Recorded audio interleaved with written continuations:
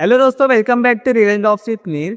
आज हमारे साथ है मानसी, जो ऑन कैंपस प्लेसमेंट में सिलेक्ट हुए as a data analyst growth की। हम बात करेंगे उनकी प्लेसमेंट जर्नी के बारे में, स्ट्रगल स्ट्रेटेजी के बारे में। तो चलिए स्टार्ट करते conversation with Mansi. Hello Mansi, Hello, Mir. Congratulation on your achievements Thank you. And all the best for your future. Thank you. आपके प्लेसमेंट का कंप्लीट प्रोसेस क्या था, कितने राउंड्स थे and explain every round. Okay so मैं 3 rounds थे। First था online assessment जो इंग्लिश के बारे में था, एंड सेकेंडली ऑनलाइन था बट वो ऑन कैंपस था जिसमें हम लोग को लाइक नेटवर्क्स, DBMS, थोड़े से कोडिंग क्वेश्चंस थे 2, फिर गेमिंग राउंड ये सब था, एंड देन एंड में it was interview. Okay, online असिस्टमेंट का कंप्लीट प्रोसेस क्या था, इसके लिए कैसे प्रिपेयर किए और क्या करना चाहिए और क्या नहीं करना चाहिए।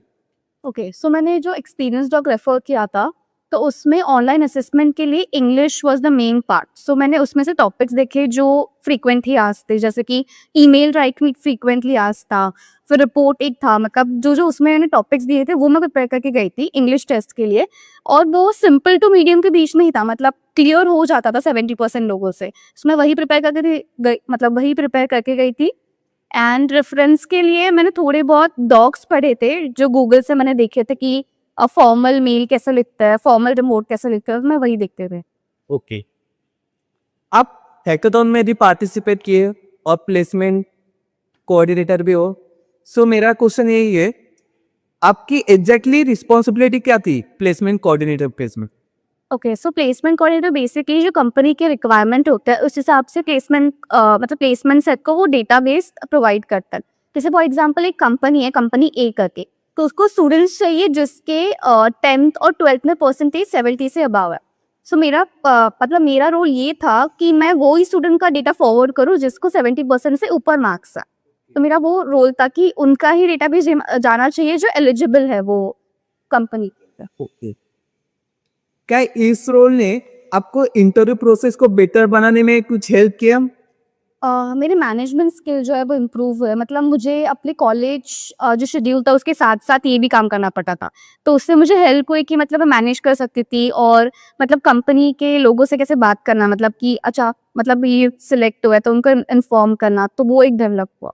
ओके, क्या छोटी सी मिस्टेक की वजह से स्टूडेंट को ऐसा चांस है तो मिस हुआ क्या कभी। हाँ, मतलब जो लोग इन्फॉर्मेशन करेक्टली नहीं डालते, जैसे कि अभी PRN पूछता है तो PRN मिस्टेक हो गया तो उनका डेटा मतलब गलत चला जाता है। तो कभी कभी वो मिस्टेक्स की वजह से मतलब लोगों का रह जाता है। पर प्लेसमेंट कोऑर्डिनेटर मोस्टली चेक करता है कि अगर वो स्टूडेंट्स की क्लास से है तो उनकी इन्फॉर्मेशन करेक्टली जाए, इसलिए हम लोग होता है। बट अगर हम लोग से भी वो छूट जाता है फिर वो आगे थोड़ा सा मिस्टेक हो जाता है। ओके, क्या आपको कभी कॉलेज लाइफ और प्लेसमेंट प्रिपरेशन के बीच कॉन्फ्लिक्ट फील हुआ। नहीं, मतलब इतना नहीं हुआ क्योंकि प्लेसमेंट का प्रिपरेशन मैं मोस्टली घर पे जाके लाइक एक मतलब मैं थोड़ा टाइम लेके करती थी। बट कॉलेज में ऐसा कुछ प्लेसमेंट रिलेटेड मैं प्रिपेयर करती ही नहीं थी, सो वो एक कॉन्फ्लिक्ट नहीं हुआ था। इंटरव्यू में कभी हैकाथॉन या लीडरशिप एक्सपीरियंस पर डिस्कस किया डिटेल में। ग्रुप डिस्कशन के टाइम पे ये टॉपिक नहीं किया था, तब मैंने अपने इनपुट्स दिए थे। बट इंटरव्यू के टाइम पे एज सच मुझे नहीं पूछा, बट मेरे जो पीयर्स है उनको पूछा था हैकाथॉन्स के बारे में। ओके, क्या स्टूडेंट्स को एक डोमेन पर फोकस करना चाहिए या मल्टीपल एक्सप्लोर करना चाहिए।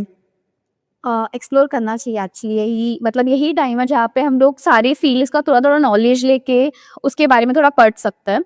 बट क्योंकि अगर एक ही इसमें लेके आप कर रहे हो और वो अगर जॉब रोल कंपनी मतलब नहीं आती कॉलेज प्लेसमेंट के लिए, तो आप मतलब दूसरा करना ही पड़ेगा। तो उससे अच्छा आप सभी एक्सप्लोर करके रखो, और जो कंपनी के प्लेसमेंट्स आ रहे हैं अगर वो जॉब रोल को मिल गया तो वेल एंड गुड, अगर नहीं मिल रहा तो बाकी के साथ भी आप एडजस्टेबल हो सकते हो। ओके, क्या HR और डायरेक्टर राउंड को क्रैक करने के लिए इंपॉर्टेंट टिप्स आप क्या दे सकते हैं। आप एक्सपीरियंस डॉग पढ़ सकते हो, या फिर मतलब क्वेश्चंस आप एक बार देख के जाओ, क्योंकि हमारे इसमें HR राउंड नहीं था। बट जो मैंने पीयर से अपने सुना है कि HR राउंड कैसे होता है, तो उनका यही होता है कि मतलब वर्क कल्चर में कैसे मिक्स हो सकते हो, या फिर आपके पॉइंट ऑफ व्यू आप कैसे रखते हो आपके पीयर्स के साथ, या फिर आपने जो प्रोजेक्ट किया आप मतलब बता सकते हो, या फिर आपके रिलेशनशिप मतलब कैसे है आपके कलीग्स या फिर आपके मैनेजर के साथ, तो वो डिपेंड करता है। सीनियर्स का क्या रोल था आपके प्लेसमेंट प्रिपरेशन में। एक्चुअली उनको बहुत अच्छा रोल था कि उनके ही एक्सपीरियंस जॉब पढ़ के हम लोग अपना प्रिपेयर करते थे। जैसे कि वो लोग ने लिखा कि पर्टिकुलर कंपनी के ये पूछते ही है, तो हम लोग वही पढ़ के जाते थे। तो और मोस्टली 90% ऑफ टाइम वही क्वेश्चंस पूछ जाते थे, मतलब हम लोग से पूछे जाते थे। ओके, कौन सी स्किल ज़्यादा गेम चेंजर रही आपके लिए? आई थिंक मेरे लिए मतलब प्रॉब्लम सॉल्विंग हो गई, तो वो बहुत मतलब इम्पोर्टेंट है। जैसे कि बहुत सारे प्रॉब्लम सॉल्विंग करते टाइम बहुत सारे कॉन्सेप्ट्स आते हैं छोटे-छोटे, जो हम लोग मतलब इतना ध्यान नहीं देते, हम लोग डायरेक्टली क्लिक करते हैं। बट मुझे इंटरव्यू में भी इसके रिलेटेड एक क्वेश्चन पूछा था, जैसे कि फॉर एग्जांपल सी में एक कॉन्सेप्ट है कि डबल इक्वल टू और ट्रिपल इक्वल टू के बीच में डिफरेंस क्या है? तो तभी स्टार्टिंग में फर्स्ट ईयर में वो एक बहुत छोटा कॉन्सेप्ट था मेरे लिए कि हाँ ठीक है, इतना क्या है, बट वो मुझे इंटरव्यू पूछा गया 2 साल बाद। बट मतलब मैंने वो रिकलेक्ट किया क्योंकि मैंने उसको रिवाइज नहीं किया था, बट तभी मैंने एक बार लाइक अच्छे से सुन लिया था वो, इसलिए फिर मैं इंटरव्यू में बोल पाई। तो बहुत छोटे-छोटे कॉन्सेप्ट होते हैं जो आपको बाद में पूछे जाते हैं ऐसा। ओके, आपने अपना टाइम मैनेजमेंट कैसे हैंडल किया? बिकॉज़ मल्टीपल आप टास्क करते थे। मतलब जैसे कि कॉलेज में ही बहुत ब्रेक्स होता है, तो मैं वो यूटिलाइज कर लेती थी अपने काम के लिए, मतलब प्लेसमेंट के काम के लिए, या फिर घर पे जाके मतलब अगर दूसरा कोई काम है तो फिर वो मतलब मैं कर लेती थी वैसे हैंडल थोड़ा सा टाइमिंग ये सब। ओके, शेड्यूल बनाते थे क्या? हाँ, शेड्यूल बनाती थी। ओके, क्या प्रिपरेशन के दौरान आप लो फेज या सेल्फ डाउट फील करते थे?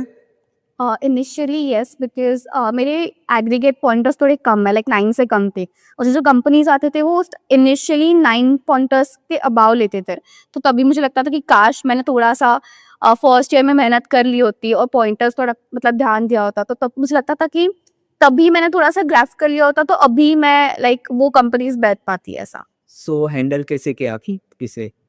कुछ नहीं, मतलब उसके लिए ऑप्शन नहीं, आपको वेट करना पड़ेगा जब तक आपके पॉइंटर्स रेंज के लिए कोई कंपनी ना आए। ओके, अगर आपकी प्लेसमेंट जर्नी का 3 मिस्टेक्स और 3 स्मार्ट मूव स्टूडेंट्स को बताना होगा, तो आप कैसे बताएंगे? 3 मिस्टेक्स, ओके। या सो फर्स्ट मेरे लिए था कि मैंने अपने पॉइंटर्स को बहुत लाइटली लिया था। मतलब इनिशियली मुझे लगता था कि कुछ नहीं, मैं अपने स्किल्स पे ध्यान दूँगी तो हो जाएगा, बट नहीं, पॉइंटर्स भी इम्पोर्टेंट है क्योंकि कंपनीज़ उस स्पेसिफिक रेंज के लिए भी आती है। सेकंड इज़ कंसिस्टेंसी, मतलब मैं स्टार्ट कर देती थी बट मैं उसको कंटिन्यू कर दिया। जैसे कि मैंने सी स्टार्ट कर दिया था फर्स्ट सेमेस्टर में, बट मैंने कंटिन्यू नहीं किया उसको, फिर बाद में मैंने कंप्लीट किया। अगर तभी कंप्लीट कर लिया होता तो फिर मुझे थोड़ा-सा रिवाइज़ करने को टाइम मिलता, ऐसा। तो सेकंड इज़ दिस कंसिस्टेंसी, आपको मतलब जो भी आप स्टार्ट करो उसको फिनिश करो, उसके नोट्स बना के रख दो। And third is problem solving मुझे और करना चाहिए था जितना मुझे फ़ील होता है, मतलब जितने बाकी के ब्रांच के स्टूडेंट्स करते हैं उतना मैं नहीं करती, तो वो मुझे करना चाहिए। से स्मार्ट मूव्स 3 क्या रहेंगे? हाँ, तो फर्स्ट होगा कि जो एप्टीट्यूड टेस्ट होता है, उसमें पर्टिकुलर टॉपिक्स के लिए पूछते हैं। तो आप ऐसे मत करो कि एक टॉपिक पे बहुत सारा सॉल्व कर लो। आप उसपे थोड़े से क्वेश्चंस करके उसका शॉर्ट नोट्स बना दो। ऐसे शॉर्ट नोट्स आप जब रेडी करोगे ना, तो रिवाइज करने के लिए मतलब कम टाइम लगेगा comparison to others. Second is मतलब आप जो भी प्रोजेक्ट बना रहे हो उसको लाइक डायरेक्टली आप गिट से उठा के पेस्ट मत करना, उसके बारे में, वो कॉन्सेप्ट के बारे में पढ़ना, क्योंकि इंटरव्यू में मुझे प्रोजेक्ट्स के कॉन्सेप्ट में मतलब प्रोजेक्ट कॉन्सेप्ट भी पूछे जाते हैं और वो लैंग्वेज के भी कॉन्सेप्ट पूछे जाते हैं, तो आपको दोनों की नॉलेज होनी पड़ेगी। एंड थर्ड इज़ आप कम्युनिकेशन स्किल पे भी मतलब मेरा लाइक मैं थोड़ा लाइक डेवलप किया over the time, but initially इतना नहीं था, तो वो बहुत काम आता है in group discussions, interviews, everything. Okay, student के लिए सक्सेस के लिए एडवाइस क्या देंगे? कि कंसिस्टेंट रहो, मतलब अगर आपने एक चीज़ पकड़ी है तो वो फिनिश करो और मतलब वो रिवाइज करते रहो, क्योंकि एट द एंड आपको ऐसा ही कोई टॉपिक या फिर कॉन्सेप्ट पूछा जाएगा जो आपने लाइक एकदम इनिशियली पढ़ा होगा या फिर आपने ध्यान नहीं दिया होगा उसको लाइक पढ़ते टाइम। तो आई थिंक वो कंसिस्टेंट रह के वो रिवाइज करना भी इम्पोर्टेंट है, पढ़ के रखिएगा। सो गाइस, अगर आपको ये वीडियो हेल्पफुल लगा हो तो लाइक करो, शेयर करो, सब्सक्राइब करो, और आपको कोई भी डाउट हो और क्वेश्चन हो माइंड में, सो कमेंट सेक्शन में ज़रूर लिखें। अपकमिंग सेक्शन में वो कवर होगा। मिलते हैं एक रियल स्टूडेंट की रियल स्टोरी के साथ। तब तक आप मेहनत करते रहो, प्रिपेयर रहो students, and all the best for your future goal.